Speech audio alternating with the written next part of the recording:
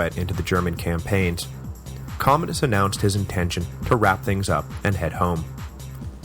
But the work is undone, his father's old phalanx of lieutenants cried.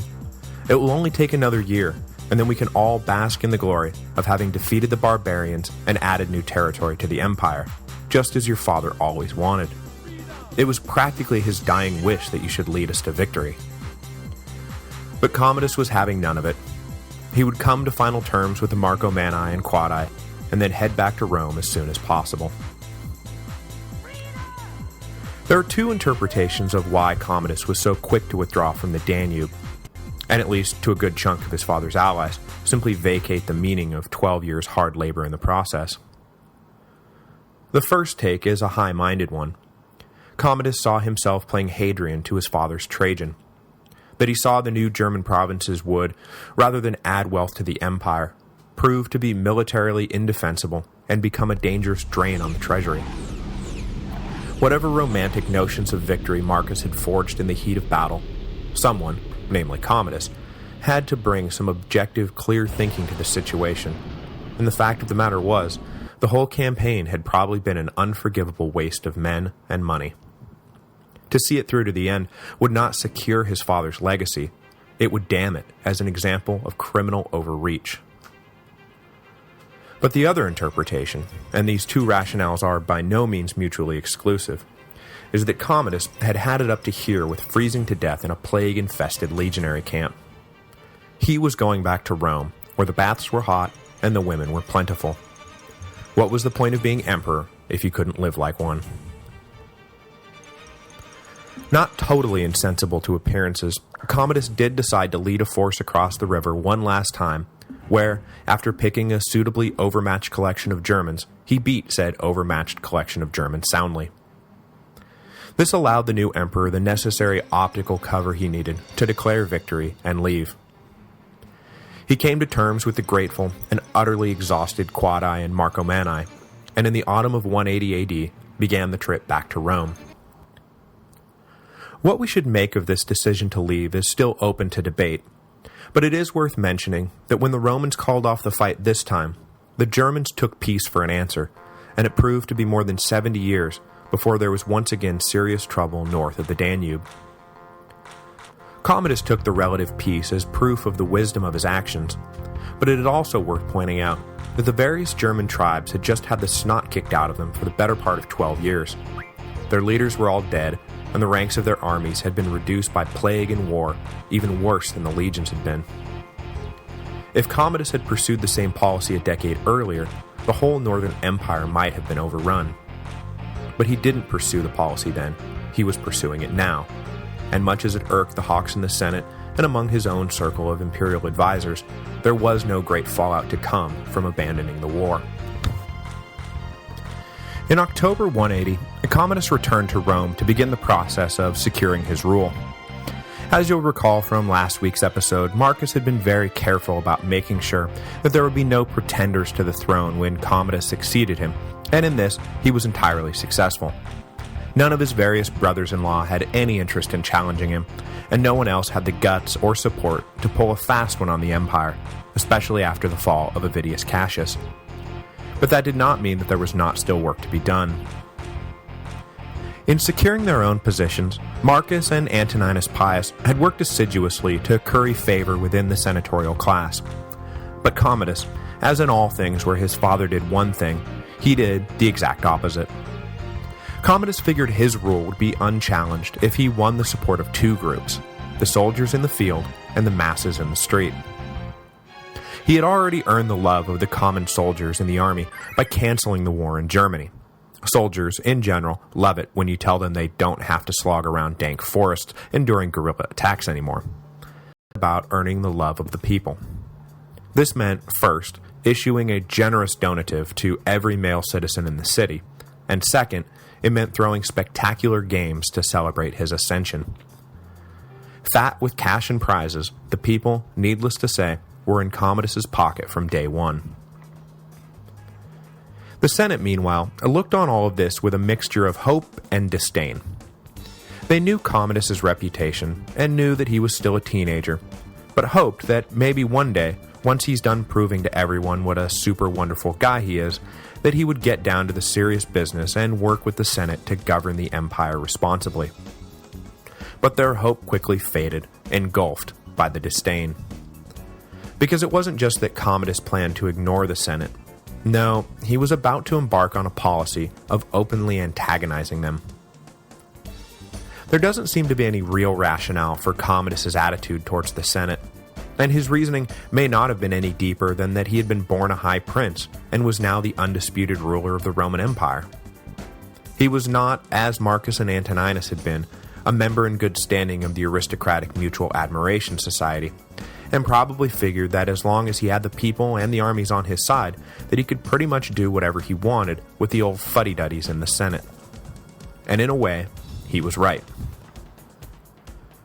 People asked during the 100th episode thread when the old Roman Senate stopped convening, and the answer is that we don't exactly know, but in the West, it looked like it persisted at least into the 600s AD. However, for all practical purposes, they could have closed up shop right now. Despite a few brief flirtations with relevance during the chaos of the mid-3rd century, the reign of Commodus marked the end of the line for the aristocratic assembly. The Severans had no time for the Senate. The crisis period was a running battle between rival generals, and then when Diocletian reformed the governmental structure of the empire to better reflect reality, the Senate was left out of the bargain completely. In this respect, Commodus did have a major hand in helping push the old Roman order off a cliff. Remember how worried Hadrian had been about having the blood of 4 senators on his hand? Or how proud Antoninus and Marcus had been that they had not executed any members of the Senate during their reign? That was all over. When 193 rolled around, the Senate was not just irrelevant, it had been transformed by execution, proscription, murder, and exile into an entirely different assembly than the one Commodus had inherited in 180. The Senate Septimius Severus inherited was not just ignorable, it was, after being packed with low-life supporters of Commodus, probably worth ignoring. At the outset, though, no one, probably not even Commodus himself, knew that that was the direction the young emperor was headed. For right now, anyway, Commodus didn't seem to have much interest in anything as boring or time-consuming as an epic purge of the Senate. He instead retired to the palace to enjoy the benefits of being emperor, and turned over actual administration of the empire to his imperial chamberlain and sometimes male lover, a freedman named Soterus. The Senate was obviously scandalized that the emperor was handing power over to some freedman lover, male lover no less, and Soterus was universally despised in the upper classes. This hatred was only heightened when Soterus realized that the treasury could not support the promises Commodus had made to the people, and he hit upon the old idea of property confiscation to help pay for it all. In fits and starts at first, but then more routinely, senators would be accused of treason on trumped-up charges and wake up to find that their estates had been seized by the emperor. It was right around this time that all hope dissolved and the disdain fully took over. And also, the fear. But it wouldn't be the Senate who took the first shot at Commodus, nor would that first shot be taken to strike a blow for liberty in the face of despotic tyranny.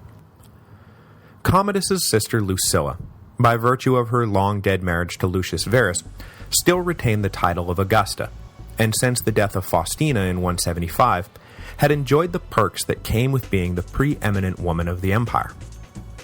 But now that her younger brother wore the purple, his pretty little thing of a wife Crispina suddenly supplanted Lucilla.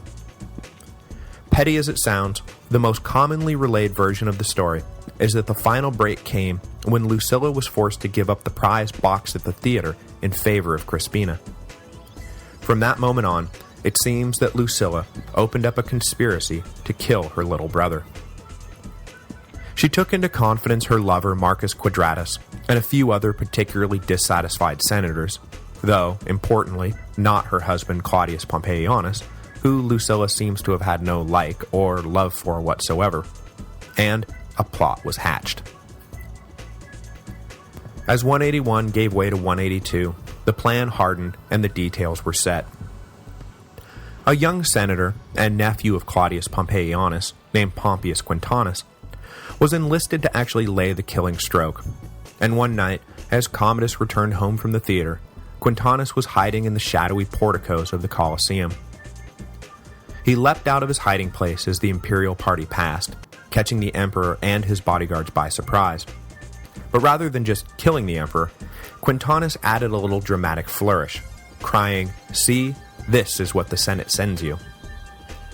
This unnecessary hesitation allowed the startled Praetorians time to recover, tackle Quintanus, and wrestle him to the ground. Caught and tortured, the young assassin revealed the full details of the plot, and that the prime mover of the conspiracy had been none other than Lucilla. Quadratus and Quintanus were immediately executed, and Lucilla was exiled to the island of Capri. Once she had been out of sight and mind for a while, Commodus sent along the order to have her killed.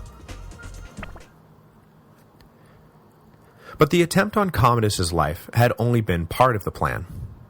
The other half of the plot actually succeeded, and with the help of the two Praetorian prefects, Satyrus turned up dead a few days later. Still reeling from his own brush with death, when Commodus learned that his favorite had been murdered, the emperor, just as the reign of Commodus was a turning point in the history of Rome, the assassination attempt of 182 was the turning point within the turning point. With the unnecessary and only partially true words, "This is what the Senate sends you," ringing in his ears, Commodus's attitude towards the Senate would take a homicidal turn for the worse.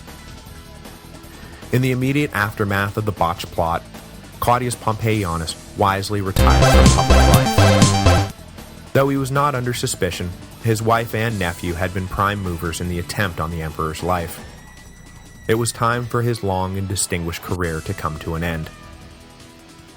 Typically in this situation, politicians cite the desire to spend more time with their families as the reason they are retiring, but obviously that would not have been the most prudent excuse given the circumstances, so Pompeianus cited, poor eyesight. Yeah, that's the ticket, instead. The rest of the fallout came when one of the Praetorian prefects, a ruthlessly ambitious equite named Tigidius Perennis, double-crossed his Praetorian colleague and everyone else he knew who was involved in the plot. Keeping his own role hidden, the information Perennis provided led to the executions of his Praetorian colleague, two of the consuls for the year, the Secretary of Correspondence, and the governor of Upper Germany, Salvius Julianus. Surviving with his head intact, but nonetheless removed from his post as the long-serving governor of Lower Germany, was Julianus's cousin Didius Julianus, who, those of you who are reading ahead, know that we'll have cause to deal with a little bit down the road. Also caught up in the purge were the famous Quintilius brothers, who had been key lieutenants of Marcus during the Marcomannic Wars, and who, as a reward, had shared a consulship together. His paranoia now raging unchecked, Commodus fired the innocent and highly capable governors Septimius Severus and Pertinax,